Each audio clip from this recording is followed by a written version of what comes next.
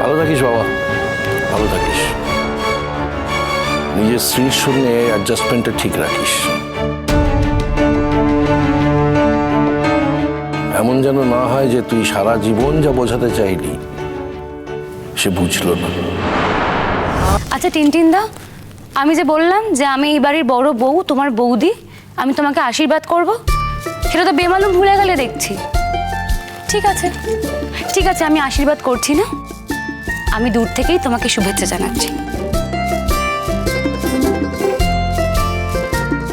ভাগ্যিস বাঁচা গেল।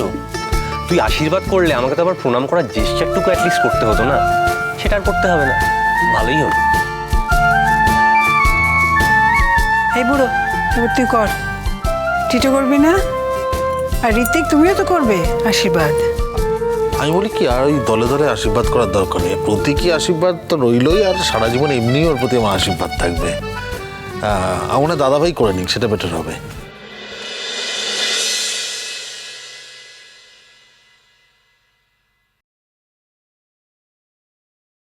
হ্যাঁ, সেটা তো করতেই হবে। আমার দুই ছেলে সবসময় ভেতরে ভেতরে এমন কাজ করে যার জন্য আমার গর্ব হয় বই কি। কেন তোমার মেয়ে করে না? মেয়ে তো আমাকে গর্বিতই করেছে। মেয়ের জন্য তোমার মাথাটা নিচুই হয়ে গেল সারা জীবনের জন্য। বাবা, শুধু মেয়ের জন্য হয়েছে, বউয়ের জন্য হয়নি? যে কথাগুলো বলতে চাই না সেগুলো কেন আমার মুখে বসাচ্ছ কোজাগরি? তুমি যদি বুঝতেই পেরে থাকো যে তোমার জন্য আমার অসম্মান হয়, আমার মাথা নিচু হয়ে যায়, তাহলে সেই কাজটা ছাড়তে পারতে। সেটা তো করোনি। আমি সব সহ্য করতে পারি, মাথা নিচু হয়ে যায় এমন কোনো কাজ আমি একদম সহ্য করতে পারি না।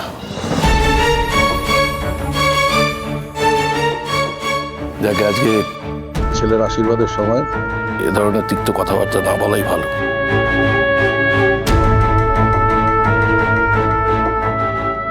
ভালো থাকিস বাবা, ভালো থাকিস। নিজের স্ত্রীর সঙ্গে অ্যাডজাস্টমেন্টটা ঠিক রাখিস। এমন যেন না হয় যে তুই সারা জীবন যা বোঝাতে চাইলি সে বুঝলো না।